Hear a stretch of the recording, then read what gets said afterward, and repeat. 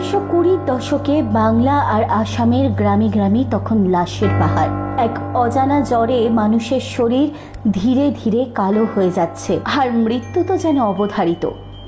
মরণ রোগের নাম কালাজ্বর। তাবর ইউরোপীয় ডাক্তাররাও যখন হাল ছেড়ে দিয়েছিলেন, ঠিক তখনই ত্রাতা হয়ে উঠে এলেন এক বাঙালি। কলকাতার ক্যাম্বেল হাসপাতালে, অর্থাৎ আজকের NRS এর এক ছোট্ট ল্যাবরেটরিতে দিন রাত এক করে লড়াই চালাচ্ছিলেন তিনি।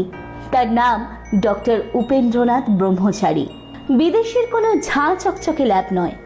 এই সামান্য ঘরে বসেই 1922 সালে তিনি আবিষ্কার করে ফেললেন কালাজ্বরের অব্যর্থ ওষুধ, ইউরিয়া স্টিমামিন। জাদুমন্ত্রের মতো কাজ করলো সেই ওষুধ। শ্মশান হয়ে যাওয়া গ্রামগুলো আবারও প্রাণ ফিরে পেল। বেঁচে গেল লাখ লাখ মানুষ।